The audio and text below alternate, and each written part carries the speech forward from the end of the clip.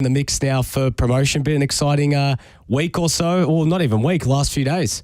It has been. It's been quite an interesting last 10 days. If you take into consideration the week before against who do we play? Northcote. That's the one. And obviously Zebras on Friday night. So yeah, it's been a good couple of weeks. So, yeah, we're right back into where we need to be. Well, how have you guys seen, I guess, the opening part? Well, not really the opening. We've passed the halfway point now. Terrence, for yourself, obviously, top goal scorer this season. You're in ripping form at the moment. How have you, I guess, seen these opening 12 games? For me, it's been good. I obviously didn't play at Pasco last year, so coming here, I didn't really know many of the teams. So getting to play everyone already the first time, that kind of gives us a little bit of a better indication on what to expect the second game. Again, every game's a bit different, and as you can see results-wise, they're just kind of all over the place. So it helps a little bit, but yeah, every week's just like a different week in this league. So I guess you just got to take it week by week. No, absolutely. Well, I guess these opening 12 games, how have you guys, I guess, seen the progression? Because obviously this is getting to that point, you start with a new coach, you're coming in, new players as well.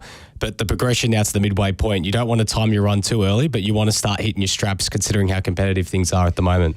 Yeah, look, exactly right. I mean, the last couple of weeks in particular, we've been fortunate enough to string some results that have been in our favour. But before that, we had a pretty good run. Started off in the season, and we had a bit of a snag, probably 3 or 4 weeks ago, and look, we're in a situation now where we've just gone back to the Paco way in how we play, and that's achieving some good results with that mentality. So it's been good there now, and going forward, I mean, I don't have to sort of preach to the choir with regards to some of the senior players, but it's really just working on what we've been working over pre-season and throughout the early parts, and putting it back into perspective in what we need to do as a group. And obviously, and Alex was here a couple of weeks ago, just talking about some of the new boys that we've got, and in that early stage, helping them gel. And I think now what we're finding is some of the guys are really starting to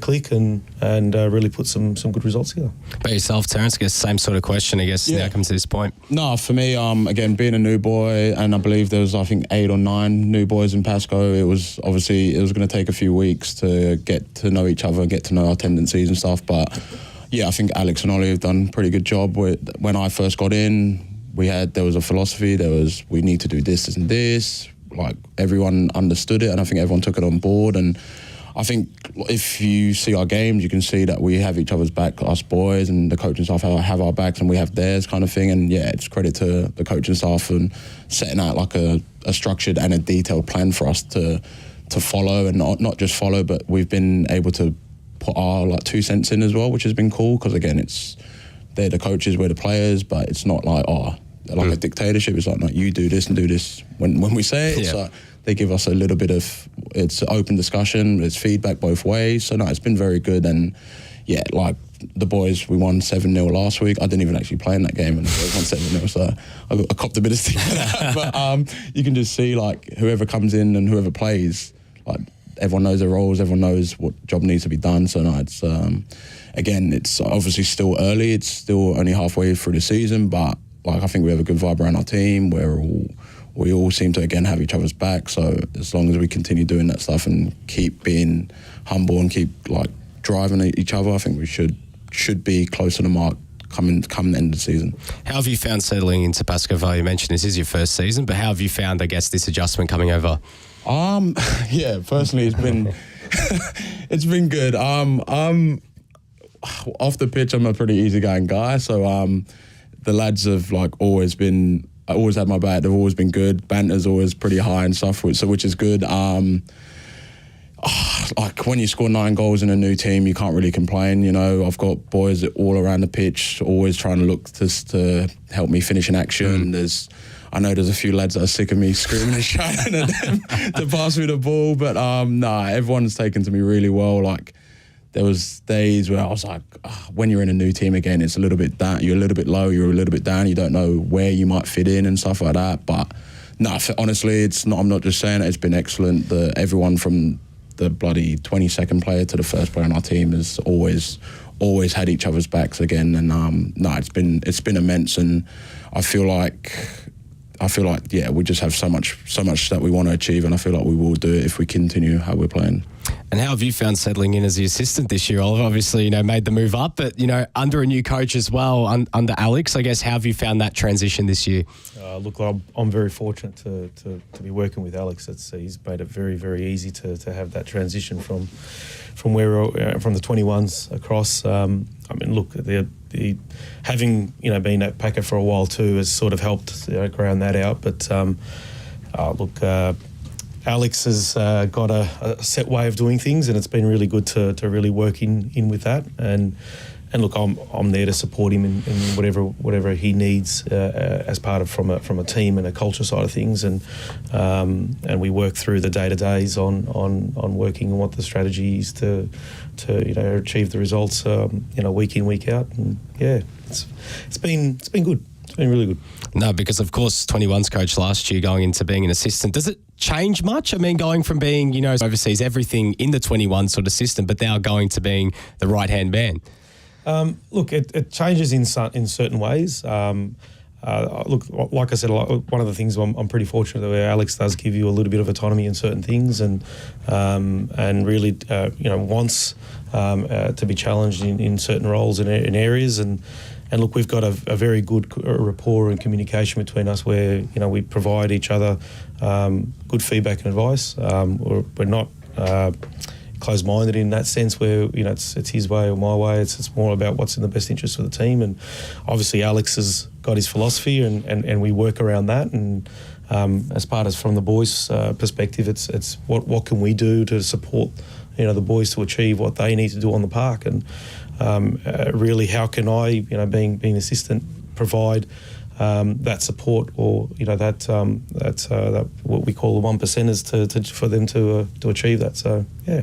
Well, Terrence, you mentioned 9 goals this season. I guess going into the mind of an attacker, when you're in good form, do you feel like that sense of unwavering confidence that you're able to, once you get one and then starts building up week by week? I guess take us into your mind, in that moment as a striker, because you said the players might get sick of you, yelling for the ball and wanting it, but there is that sense of confidence once you start scoring, you feel like you're going to score all the time?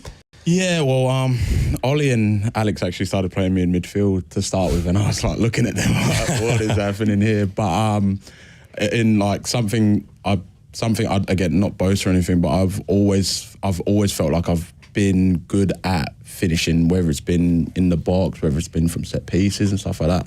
I've always had like a bit of a knack of being in the right places. So even when I was playing in midfield, I was able to just sneak my way in the box, and there must have all been tap-ins, I reckon. But for me, I'll take them. And again, it's just something over the years as I've grown up, I've kind of just been like, you know what, like I want to be able to feel like I've contributed to a team, and I know I try to work very hard, and I try to do the other bits and pieces that a coach or a team needs from me, but I've always thought that like there's nothing more in my head to contribute than actually putting the ball in the back of the net. And yeah, when you score one, you feel like you can score 2 and 3. And again, I've been very fortunate to get some teammates that have put a few on a plate for me, actually. So I've just had to finish those actions. And again, the boys are sick of me, but they also do look for me, which I really, really appreciate, because again, I find that's like my bread and butter, being in the box and just being ready for something, to attack something or to get a tap in somewhere here and there. So yeah, for me, like again, it's not always, if I don't score and we win, I'm still happy. But I just know that I've been practicing this stuff for years and years now. So like when it does come in the box, I do feel very comfortable. And I do back myself in finishing chances. So yeah, I'm just Joffrey, Aiden, you boys just keep passing me the ball, right? Well, just a question looking more holistically. Obviously, this is a really tight race at the moment for second, and considering the result last night, with no one saw Bulleen, let alone potentially winning that game, but winning 8-0, and it's tight between sort of second and fifth. Obviously, North Geelong's got a bit of a gap, but are you starting to feel that sense of there's a bit of extra weight now on every result, considering how tight things are, or are you just not trying to focus too much on what the external is going on with Bulleen and with Zebras and with the other teams sort of in that hunt for second at the moment? It's a good question, Nick. I mean, for us, it's an old cliche. It's all about us. Look, we can't control what other results are. We can't control how Moreland going to play, how Bulleen are going to play. What we can control is how we play and what our boys can do. That's, I suppose, the added benefit of being with the boys week in, week out, and training hard on the pitch and getting back to basics and principles that we really need to enforce. And we talk about the Paco way, and that Paco way is very much about the hard work that we all put in to achieve results. So our focus is very much on what we do, and week by week we look at the opposition, see who's in front of us, and look at how we can plan, both me and Alex and the rest of the coaching staff. And there's a lot of guys and girls in that in behind the scenes as well. But getting that group to really focus on the task at hand is what's paramount and what's key to getting the result, and that's all we can concentrate and focus on. Yeah, no, I agree with what Ollie said. I do believe that, like, as a player and as the playing group, I do think we have seen, especially over the last couple of weeks, that we're getting closer and closer to the end, so it does get a little bit more serious each time. But again, as Ollie said, we can't obviously control what the Morelands do, what the Bulleens do, what the other teams do. Obviously, it's just what we can do. And I think, we had a bit of a chat yesterday, and even in my head, I was like, well, we need to be ready for Saturday's game, because again, we've just had a really good result against Moreland, which is one of our rivals, but it means nothing, as Alex said, if we don't then go take care of our game this week and then again keep following on. So I think as a player, I can feel that as a team, we know it's getting to crunch time, and that's probably going to build a bit of nerves for some people. But again, we have plans, we have goals, and we have everything that we have in place to try and get the job done on weekends. So just keep doing that and should be all good. Is there excitement sort of starting to seep in? Because it is an exciting, obviously there is still so much football to be played, but when you look at it and considering how tight it is, and if things keep going in this same way, you're going to be right in amongst it come the last couple games of the season. Is that sense of excitement sort of hit yet, or is it still a bit early, waiting a little bit longer before it hits that sort of point? Not to throw Alex under the bus on this one, but he thrives on it, and so I mean we all do anyway. But it was quite funny, and during the middle of the first half, he's turned to us and he's looking, going, isn't this a great game? he's more about how good the game is, and he loves the contest, and we love the fact that if we're playing and we're up and about, and it's a real contest, which is what we've always asked from the boys. We're gonna try and produce the best. So we're about that in particular. But is it going to get tight? Is it how are we going to adjust? We've got some young players in our squad. We've got some more experienced players in our squad, and we expect a way to adjust through that. But like I said before, it's we can only try and control what we can. Our performance and our effort and our endeavour and how we play ourselves, with regards to the opposition that we're playing against, is really what our focus is. And all respect to the oppositions, who we play against, but at the end of the day, it's all about Paco.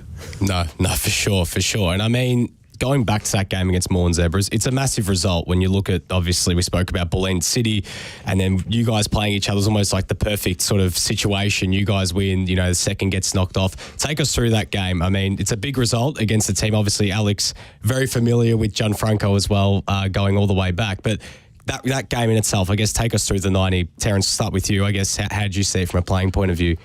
Well, that's obviously the second game from Zebras, and both games have been really, really close. Like, as much as a 3-0 scoreline looks like we smoked them and stuff, that wasn't the case. The first half was a battle. They had some chances, we had some chances, and then Felipe was lucky enough to win us a pen. I was able to score that, and then we got in at the half, and then again we knew that they were going to come out and go all guns blazing.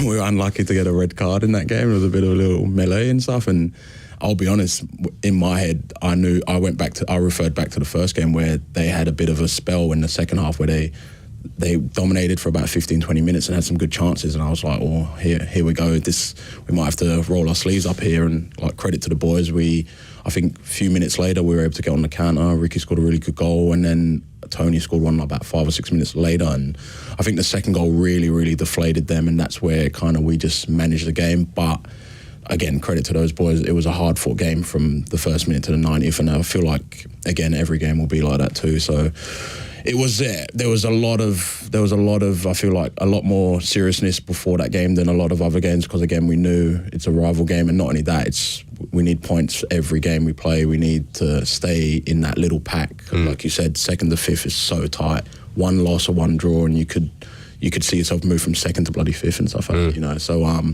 there was definitely that seriousness before the game, and I think from the confidence from the Northcote game, it just kind of came across, and we knew our roles, and we just kind of got the job done in that regards.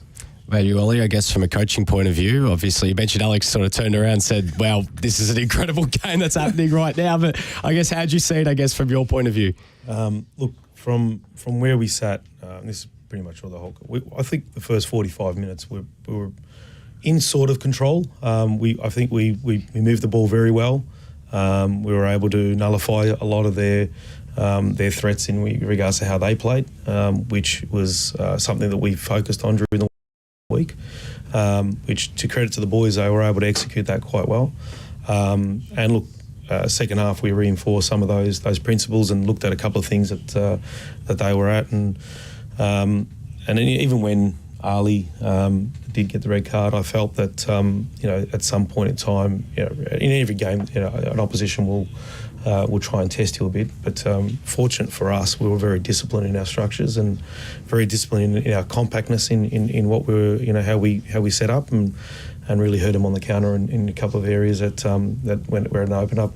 And I think even after that, we still had quite a bit of quite a bit of spell of possession in controlling the game, which I guess were able to do that. And look, sometimes you got to roll up your sleeves and work through that. And like Terrence said, with a bit of belief from the week before, when you punish opposition, you can really control that atmosphere in that game.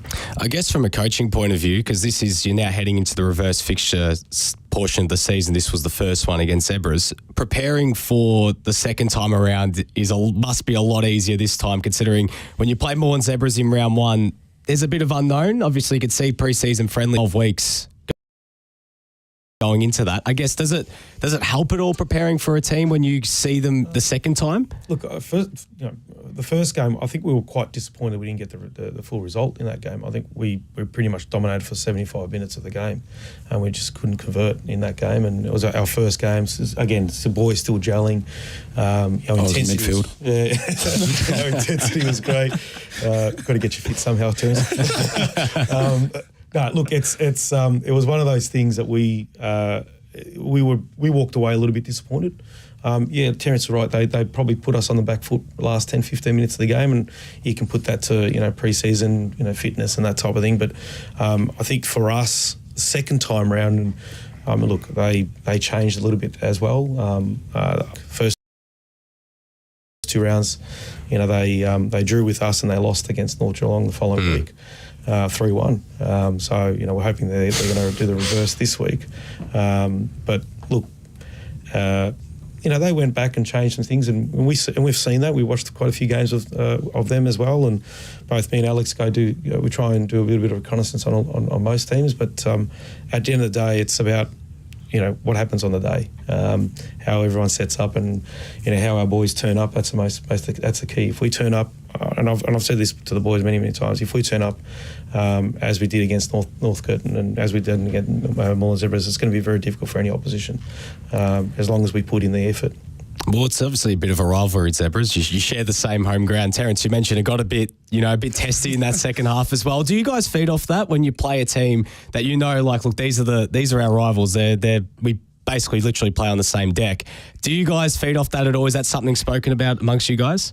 Hard to speak for the other boys, but I love that stuff. I unfortunately couldn't get in the mix because I've had too many yellow cards. So I'm like, if I get any more, I'll get suspended again. But I love that sort of stuff. Again, it's it brings a little bit another dimension to that game where it's already tense. It's already, you can hear both crowds going on in the background. So then when that happens, it just kind of elevates it again. And those are games you want to play. And you don't, as much as you love to win big scores and stuff, you want to be in those big, tough, intense games, because it feels like when you score that goal to get up, or if you score the equaliser, whatever it may be, it feels so much more when it's a game like that, if that makes sense. So yeah, I love the fact that it happened. I couldn't get involved. So I was suspended for the Northcote game. So I think the next suspension might be 8 cards. So I was like, I should probably save this yellow for a tackle or something. Yeah. So, but yeah, no, I think it definitely got us more focused. And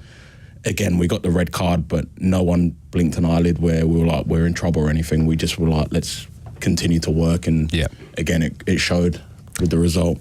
Well, Langwarrin this weekend, away. It's not an easy place to go to. It's obviously, there's also the travel element. They're a team that... Friday afternoon. Yeah, no, fair enough. I mean, they're them and GV Suns. You got to basically get a plane to get there. But honestly, tough game, because it's against a team that have had a lot of draws this season. They like to, they're a very physical side. They like to obviously play quite defensive. What have you guys, I guess, taken out of that first game when you played them earlier in the year, but to now what you've seen from them? Because they're starting to get some results on the board, despite where they're on the table. They're not an easy team to knock off. Langwarrin do have some quality in that team, and we, like I said before, we respect all our opposition. That every team wants to go out and win on the weekend, and like I said before, it's what we do as a group, how we present ourselves, and without the cheekiness of let them worry about us, to a degree, regardless if we're home and away. But at the end of the day, I think it's how they set up the first game and how they set up again for potentially this weekend. We saw them on the weekend, and there's some subtle differences there again. And look, we'll take that away and have a look at what we can do and what we can put in place. But really, we want to concentrate on what we can put together, and we've got a game plan that we want to implement, and the intensity that we want to put as a group is all about the what we want to define as our season. So, like I said, I know some of the staff there at Langwarrin, and they're a very competitive bunch, and like I've said to our boys, at no stage, doesn't matter where they're on the ladder or anything like that. It's about week in, week out, what they're going to produce and what we can do to nullify that and work hard to achieve the results we want.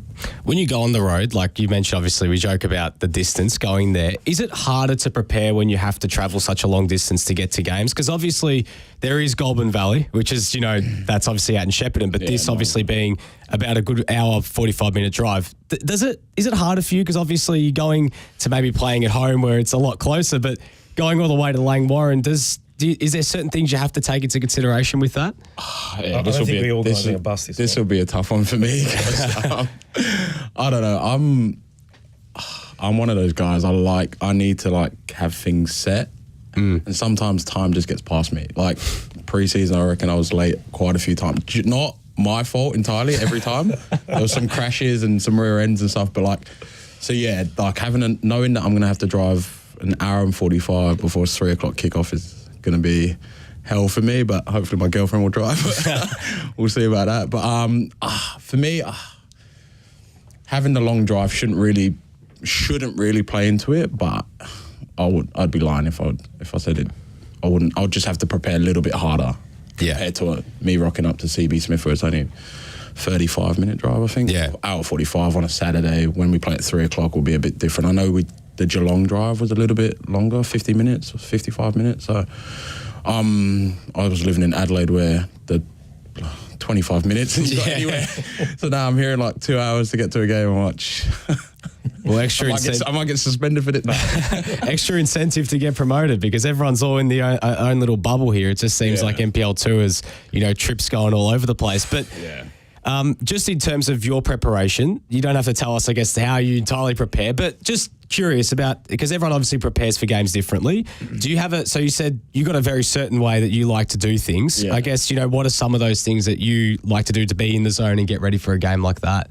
For me, it's similar to, I eat similar stuff. So I have a set kind of menu, let's say. Like night before, I'll eat like some pasta and stuff.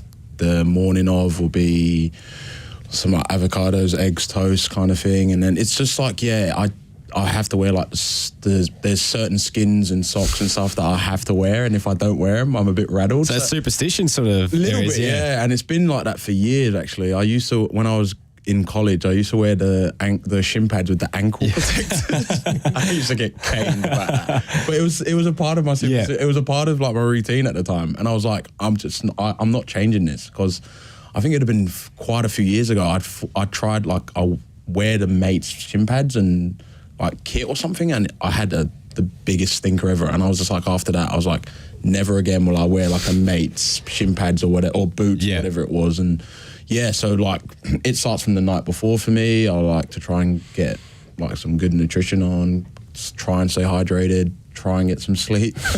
Not always easy, but yeah, I have these like little set routines I've got to stretch for a little bit, I've got to do this and that. So I know I've got to do these things, and sometimes time's not always permitted for me. So, but I've got a few here and there, but I'm sure a lot of players have that same sort of thingy. But yeah, if I don't do them, then I'm in trouble. Where did the ankle guards one start from? Is that something that started from? So it started from when you were in college, or was that from when you were a junior? It was from when I was a junior. I used to always wear the ankle pads, and then I think Fernando Torres used to wear the tape. Yeah. So I used to wear I used to wear the ankle pads, and then I used to wear the ankle pads over my socks. So I had like double protection. But I'll be honest, and people might say, oh, here we go, but I used to be fouled all the time. I used to be like the most fouled player that I knew. I used to get the crap kicked out of me, sorry. That's all right, don't worry. Cool. I used to get the crap kicked out of me, so I was always like, well, nah. I was a bit of a scrawny kid, so I was like, nah, I'm like having I'm doubling up here and stuff. So, and then I used to get caned in college because you're like 18, 19, 20, and there's people wearing cardboard for shin pads, and I've got the full I was going to war. So I think I got out of that like my last year of college. I started like, I can wear the shin pads without the bloody ankle guards. So yeah, I don't know where that. I don't know how I kept that for so long, but yeah. You have any own superstitions before a game, coach, or when you played as well? Not so much. I'm not a fairly superstitious person. I mean, there's a routine that I normally go through, and like to keep playing.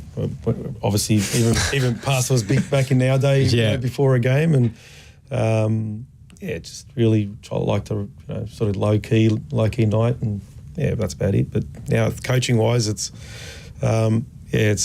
just a routine, making sure we go through a process, and me and Alex talk quite a bit, between the last training session and the game day, and we usually again catch up in the morning of the game day, and we work through some things. But not so much particular superstitious type things. So I'll leave that to the boys. I can see some fines coming out of that one. No, for sure. Just, Terrence, for you personally, obviously, last season and even the season before, very disrupted with COVID and everything like that. And just into the mind of a player during the past couple years, because there hasn't been as much football, especially here in Victoria. How's it been for you personally, and this year actually getting some consistent games after just so much disruption over the past couple years? Oh, yeah, no, it's massive to have this consistency and knowing that we're going to train 3 times a week, 4 times, whatever. Alex wants us 7 times a week and the game. But I'll be honest, I moved over from Adelaide to Victoria mid-season of last season, and I knew a few guys are already in the leagues, in the NPLs or whatever, and they were telling me about the previous season, how bad that was, disruption. And then I got to see it first and foremost for myself. I was obviously at Preston, and we got to play a couple games. There was a suspension.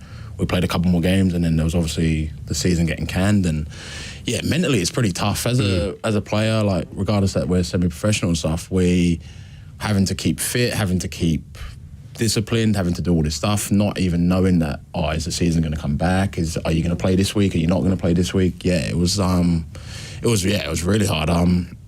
I was lucky enough that some boys from Adelaide and mates that I met here, we had a bit of a group. We call ourselves Spin Cycle. Don't ask me why, but we would actually rock up to some at the local parks. Once the season got canned, and I think we might have done like 3 or 4 sessions a week where it was just like 8v8 and lads from like MPL 1, 2, 3, and it was very, very good. And I think mentally that carried me through a lot of COVID. I might get in trouble, but it's all right. I'm sure no one's caring about that now. It's all been past. We were like, what, 20 odd people in a park having an hour and a half of soccer, and it was like we were all at a decent level, and it was honestly like the best thing that could have happened to myself. And I think a lot of those boys, because again, having that like, well, we know we're going to come and play on Tuesday and Thursdays, and we were just so looking forward to that, especially in an environment where we had to be inside our houses at 9 p.m.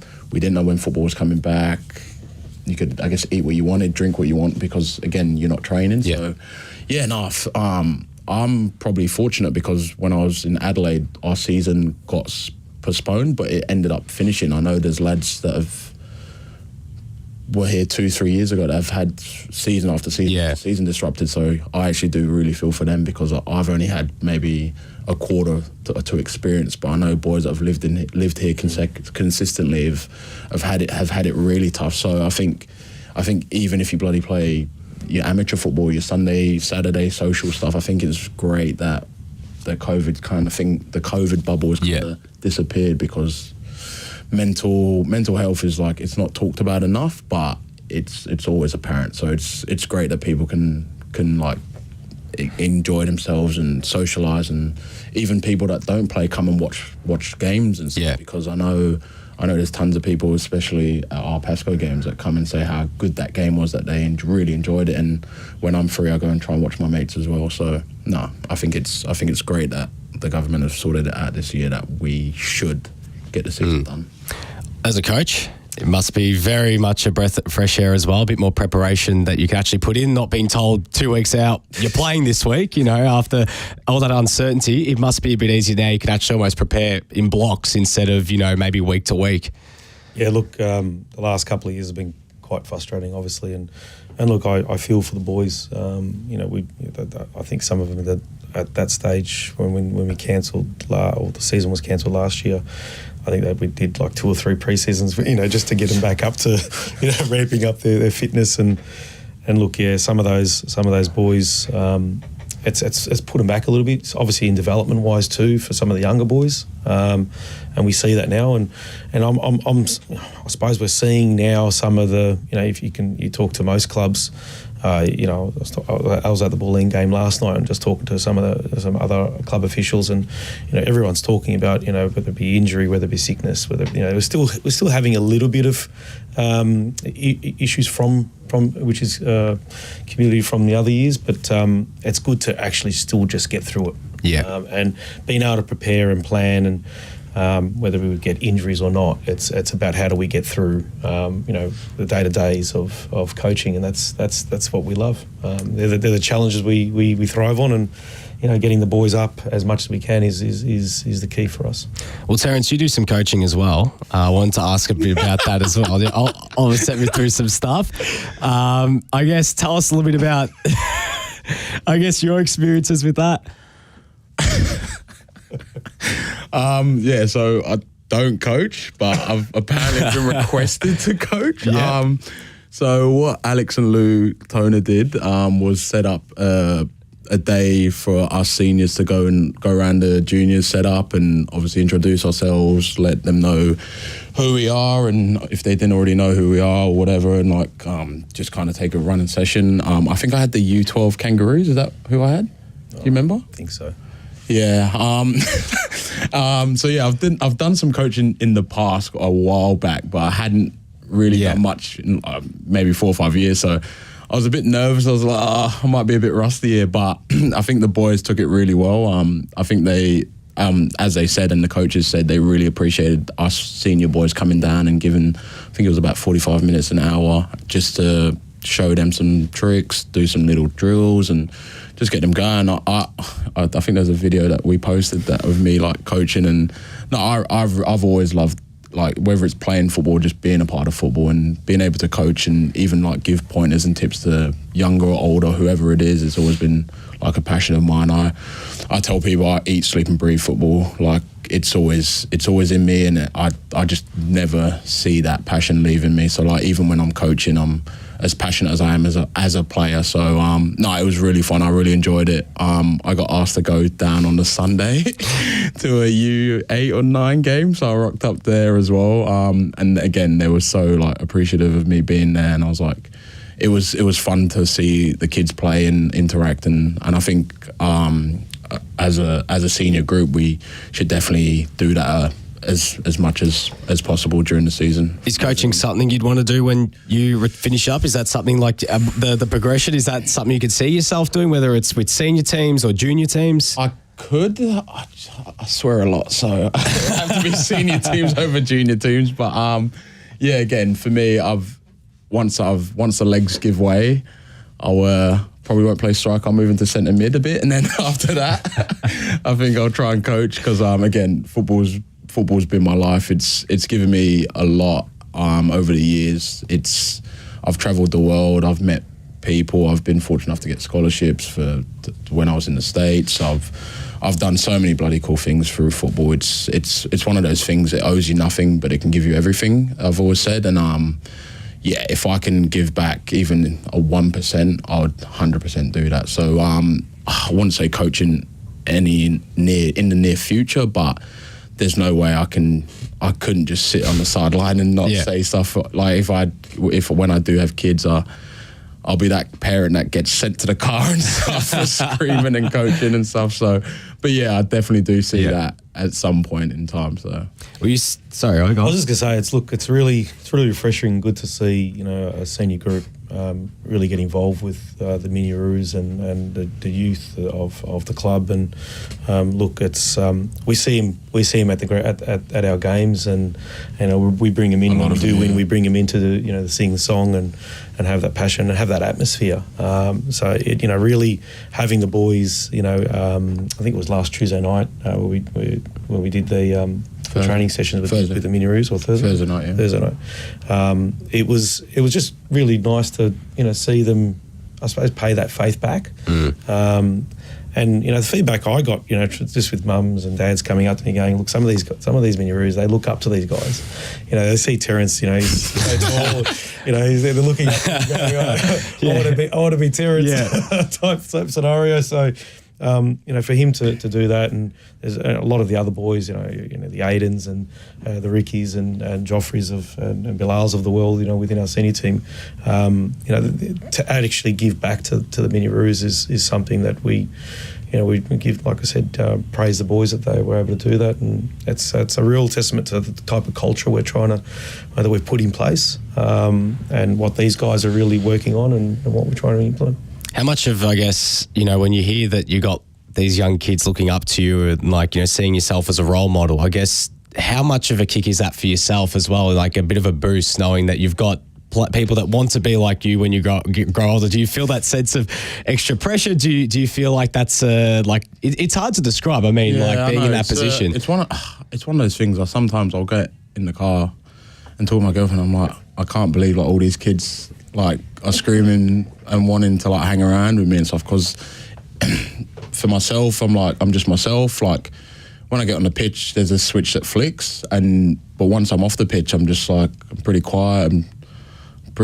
When I grew up, I was very introvert. I thought I was just I kept to myself. I didn't really want to meet people. I just I kept myself to myself. So it's sometimes hard to describe, and just credit to people, credit to parents that bring the kids out on the weekends to come and even watch us play, because obviously without them, their kids can't physically come there. But when the kids come, and not only just myself, to all our senior boys, I think we all really, really appreciate and value that. Wow, we can potentially make a difference, so even if it's just one kid or two kids, because they see us and they see us as role models. So can we make sure we tell them the right things and show them as well when we play and when we just being people, you know what I mean? So again, I've always seen myself as a nobody in that regard. So when people are shouting and screaming, whether it's whatever team I'm at or where I'm at, it's cool. I see kids every so often, and they're always like, "Hey, it's Terrence." I'm like, "What's up?" kind of thing. So it's very cool for me personally. I don't really try to be someone that I'm not. I just try to be myself kind of thing. And I know if you don't know me, it might come across as I'm a bit cocky or a bit this and that, but it's just me, and I try to be as authentic as possible, and it gives you a warm feeling when people do come closer to you because you're yourself, and you're not like, I'm not putting on like a persona or putting on an act or anything, do you know what I mean? So it does make me feel like, I'm at least doing the right things. And my parents did raise me well and do the right things with me and my sisters. No, absolutely. Well, Terrence, you mentioned your career's gone all over the world. I guess tell us a little bit about that. If you can kind of summarise where you've been, where you've played, because you mentioned scholarships. No, we got time. We got time. So I mean, growing up, I grew up in London, England. Central London, just the regular, every young lad, even girls obviously themselves, everyone wanted to be a footballer. That was like that's the biggest thing. It's probably the biggest thing in a lot of countries. I actually was kind of late to playing football. I would just play in the park with mates and stuff, play at school, play for my school team, this and that. But I never actually started playing until I was about 11 or 12, I think. I played for like an 8-a-side team in our local leagues in England. And then just through being at school and just being in and around teams, I was able to get into a few different academies growing up. 11 to 16, did that. Then when I was 17, 18, got into another academy. When I was 16, played for some non-league teams. I played so it was, again, men's football in like the 8th, 9th tier of the pyramid in England, which really, really woke me up to like, wow, football's a man's sport. It's not U15s, it's not U16s, it's not U17s, it's men. You're playing with 32-year-olds that might have played in professional leagues for 10 years and stuff like that. So growing up, I was fortunate enough to play in some academies back home, played some non-league football, was hoping to get a professional deal when I was hitting close to 18, got hurt and some other stuff happened, which, again, it's football, you got to take that on the chin. I was very fortunate after that, though, to get a scholarship to go out to the States. So I was able to do that. I lived in the States for about 6 years in total, studied and played out there for a bit, and then ended up moving to Australia in 2018. Came here originally just to get some like game time, because I wasn't actually getting game time when I was playing in the States after I'd graduated. Played for a few teams in Adelaide for a couple of years, and then I was hoping to actually move abroad again.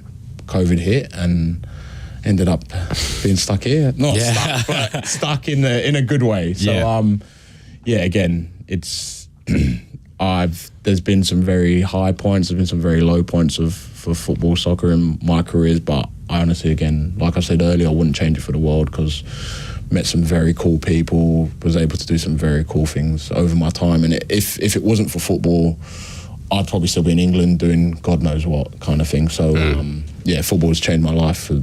Like, I can't even describe in words how much football has done for me as a person, and the opportunities it's created and the pathways it's created. Because I've watched shows when I was younger that were set in like California or set in Australia, and I was always sitting there like, Central London, like, how cool is this place? How cool is that? Like, I'd love to travel there. I'd love to do that. And then I had to like pinch myself a few times, because I was like, well, I'm here in California, I'm here in Boston, I'm here in bloody Melbourne. You know what I mean? So, and again, it's through football, just being able to create opportunities to continue playing and stuff. What's the college system like in America from a football point of view? Because the everyone knows about the American football side, the basketball side. That's obviously so magnified because of the eyes that are on it around the world. But from a football point of view, what is that sort of system like? Is there pathways towards, like, if you say you want to get to the MLS sort of thing, like similar with the NFL and the NBA? So So when I went to the States in 2012, and it was actually interesting how my friends took to it, because they all thought my teammates and people around me thought that me moving to the States meant that like my football career was done, because at the time, football obviously, or soccer, isn't the biggest sport in America. It's your American football, it's your basketball, it's baseball, it's even like ice hockey in like certain areas of the States. So again, I went over to the States, and soccer was up and coming, but it was still that sport where it was like, oh, if you're not good at any of these other sports, then maybe you try soccer, or maybe your parents played it or something, so you played it. But yeah,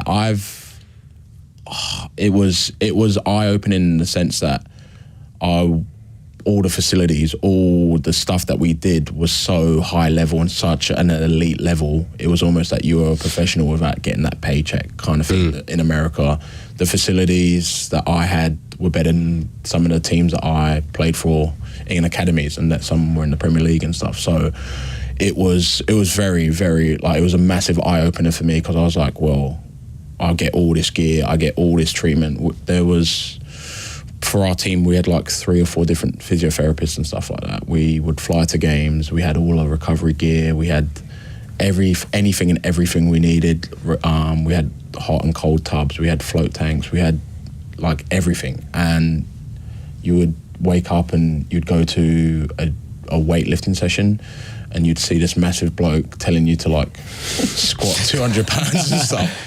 And I was like, they had a joke when I first went to the States. I was tall, but I was very skinny, so I was like the skeleton of the group. So when these guys were telling me to pick up these massive weights, I was like, you got no chance. I was like, and what does this have to do with football and stuff? But again, the way America works is you do your weight sessions, you might have your training in the mornings, you do maybe 3 or 4 hours of class. If you're like a freshman or a sophomore, which is the first 2 years, you then do like some study hall hours, which is like making sure your grades stay up. You then may have like a team meeting with your coaches or like whatever, and then you might have a couple hours at the end of the day to a bit of free time, a bit of socialising if you're lucky, or if you've got to do your homework, and then you just literally did that every day. For our games, we played about we played every 3 or 4 days. Some games you'd have to fly to and from states because you were playing so far. So yeah, it was very hectic actually. Being a student athlete was, I think it teaches you a lot of life lessons. It teaches you how to be disciplined, how to manage yourself, how to be able to keep a level head when you have an exam the same day as a game and stuff like that.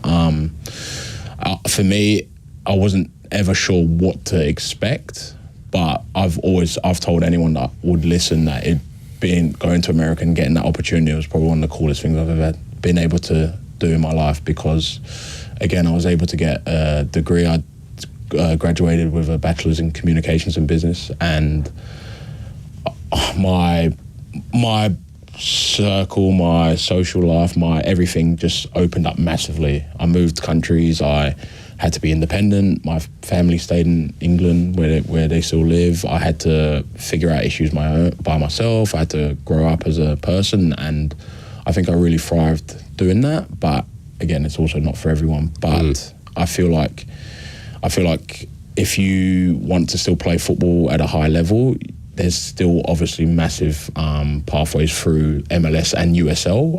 At the time I was there was only the pathway to MLS, which is obviously the top league.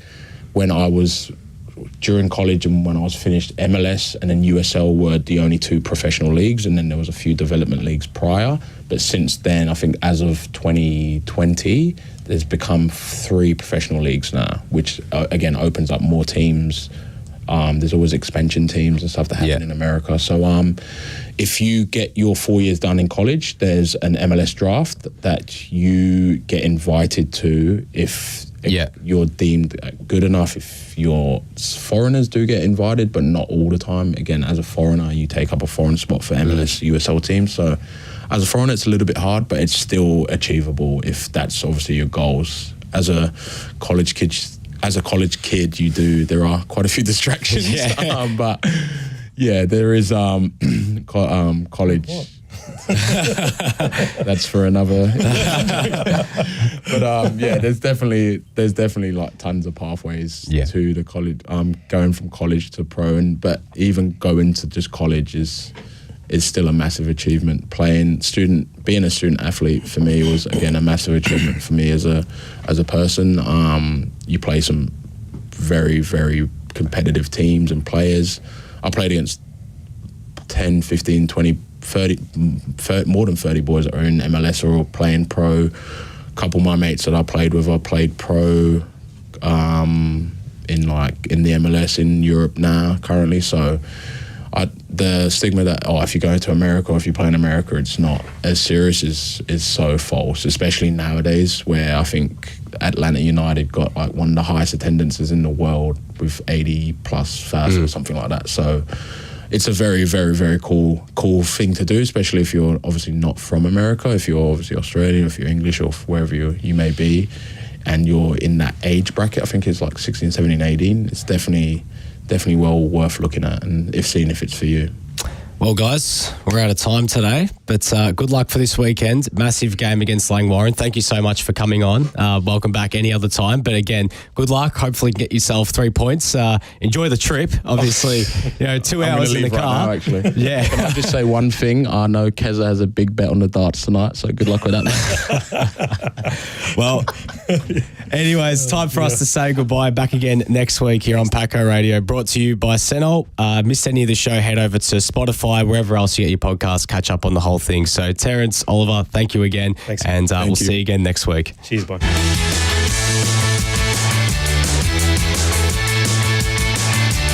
You're listening to Paco Radio, brought to you by Senol on FNR, Football Nation Radio.